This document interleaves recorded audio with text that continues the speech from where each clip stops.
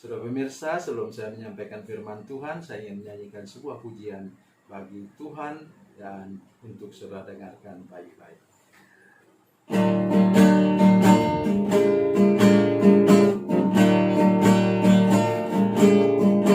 Tuhan Yesus naik ke sorga, duduk di sebelah kanan Allah Bapanya. Nanti Dia akan datang menjemput umatnya. Siapkanlah hatimu sekarang. Kedua tangannya terbuka, memberkati para muridnya semua. Saat itu Yesus berangkat ke surga, menyediakan tempat bagimu. Mataku memandang ke surga, melampaui batas awan putih. Hatiku gembira, penuh sejahtera, menantikan kedatangannya. Yesus berjanjikan kembali sebagai Raja Maha Kuasa mulia. Engkau dan aku yang percaya padanya akan dijemput pulang ke surga. Mataku memandang ke surga, melampaui batas awan putih. Hatiku gembira, penuh sejahtera, menantikan kedatangannya.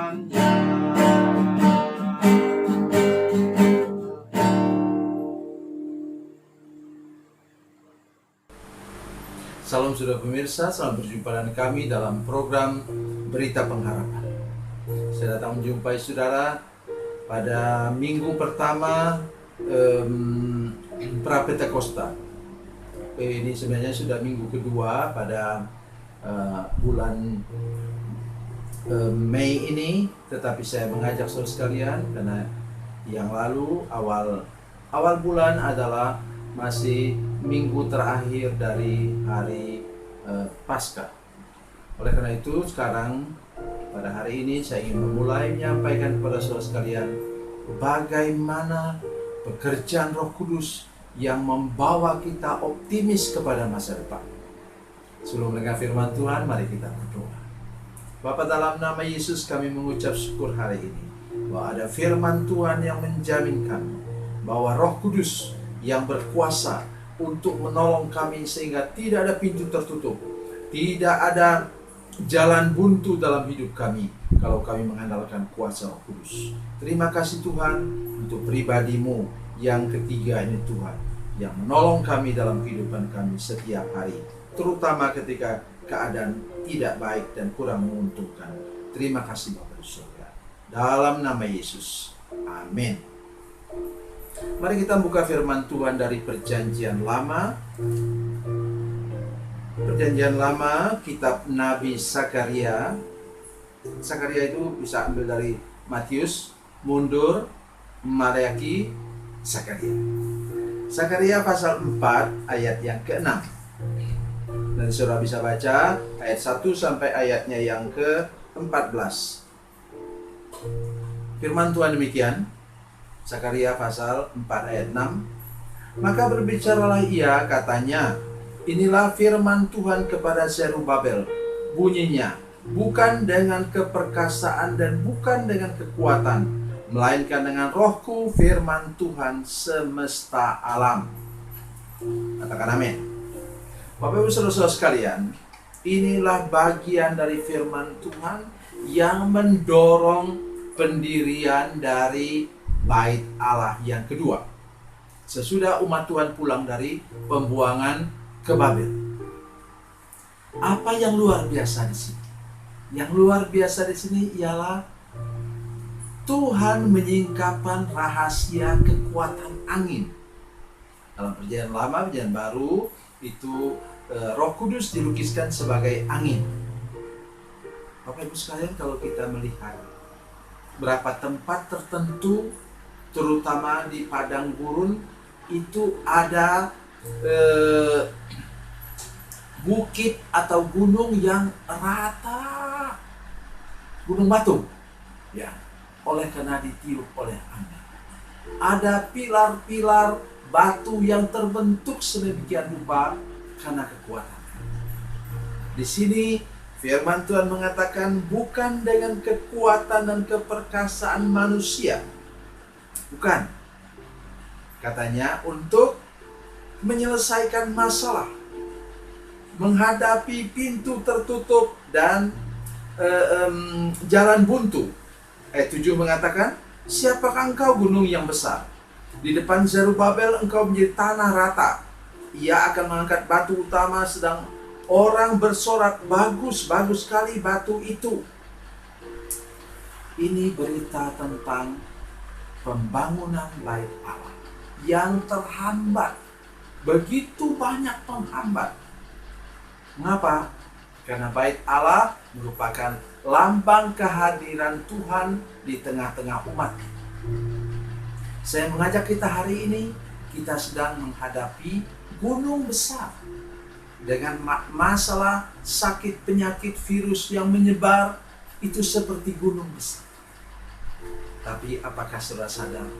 Firman Tuhan yang mengatakan bahwa kekuatan Tuhan itu seperti dinamit. Roh Kudus itu seperti dinamit. Nanti boleh sudah, nanti saya akan sampaikan satu hari kelak, tidak tahu minggu keberapa, saya akan sampaikan tentang Kisah Rasul 1 ayat 8. Tetapi kamu akan menerima kuasa kalau Roh Kudus turun ke atas kamu, dan kamu akan menjadi saksiku di Yerusalem, Yudea, Samaria, sampai ke ujung bumi. Kata menerima kuasa di sini menggunakan kata dinamis. Dalam bahasa bentuk, bahasa dalam kalimat itu disebut dinamin. Kata itulah yang membentuk kata dinamit. Kuasa, kekuatan yang luar biasa dari Roh Kudus. Bapak Ibu Saudara sekalian, dinamit itu bisa memecahkan gunung batu. Haleluya. Saya mengajak kita hari ini untuk percaya kepada kuasa Roh Kudus. Percaya kepada pribadi Roh Kudus yang mampu mendobrak pintu tertutup, mendobrak jalan buntu, menerobos jalan buntu dalam kehidupan kita. Mengapa?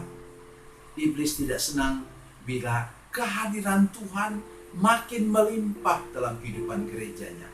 Oleh sebab itu, ia mengirimkan hal-hal tertentu yang membuat kita justru tidak lagi bisa berpusat di gereja.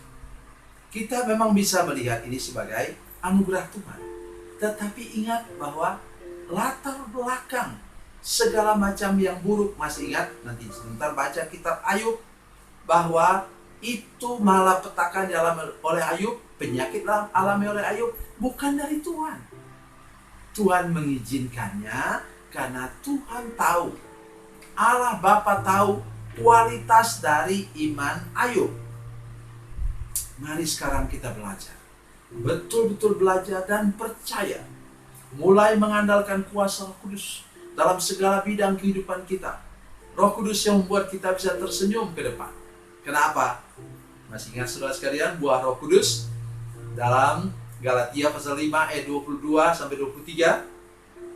Buah Roh Kudus, kasih, sukacita, damai, sejahtera. Ini 3 yang utama.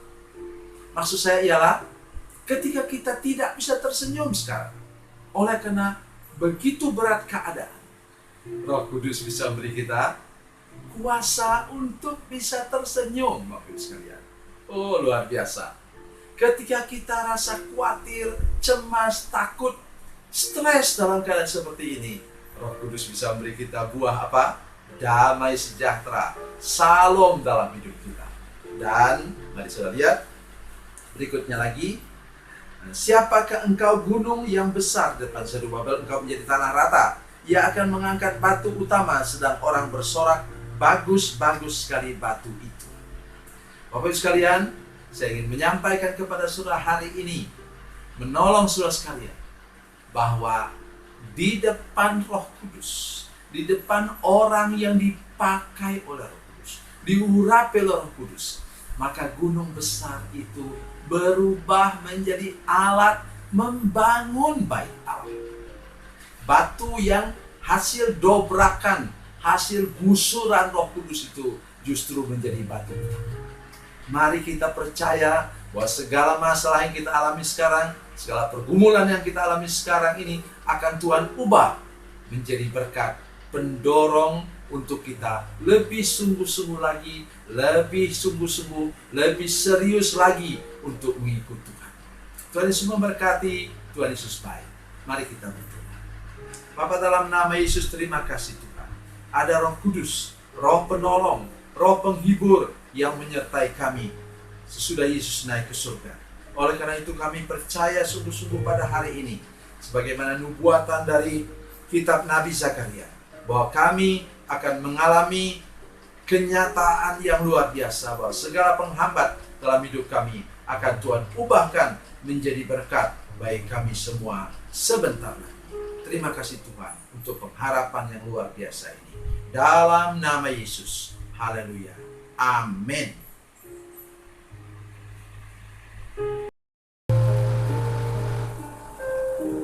Bila Anda memerlukan dukungan doa kami, atau bila Anda punya masalah